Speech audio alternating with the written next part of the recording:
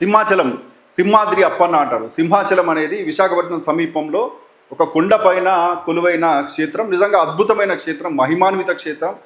సింహాద్రి అప్పన్న అంటారు, నరసింహస్వామి అని అంటారు, అప్పన్న అని కూడా పిలుస్తారు.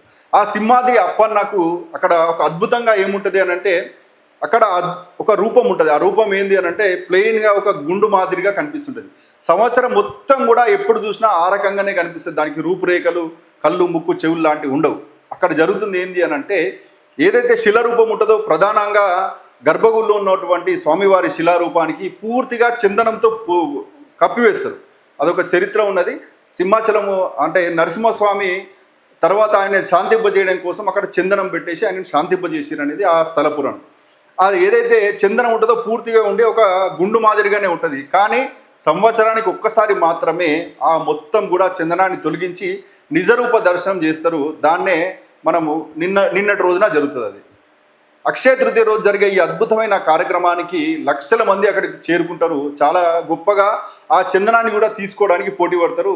ఆ చందనం కూడా భక్తులందరికీ ఇవ్వడం జరుగుతారు. ఇది అక్కడ క్షేత్రం యొక్క విషయం. నిజంగా అక్కడ జరిగింది ఏంటి అని అంటే, లక్షల మంది వస్తారు అని చెప్పినప్పటికీ అక్కడ ఏర్పాట్లు సరిగా లేకుండా ఒకరోజు 2 రోజులకే అక్కడ ఒక గోడ కట్టడం జరిగింది. ఆ గోడకు అంటే నిన్న భారీ వర్షాలు పడ్డాయి. ఆ భారీ వర్షాలకు ఆ గోడ కూలిపోయింది. శిథిలాల కింద దాదాపు 8 మంది చనిపోయారు. వారు చేసిన తప్పేది. నిజంగా కూడా ఒక కొత్త జంట కూడా ఉన్నది. వారు ఉదయం లేచి మేము దర్శనం చేసుకోవాలి దేవుణ్ణి అని భక్తితోటి వెళితే దేవాలయం దగ్గర వారి చావును వాళ్ళు ఎక్స్పెక్ట్ చేసే పరిస్థితి లేదు. ఇది నిజంగా కూడా వైఫల్యమే.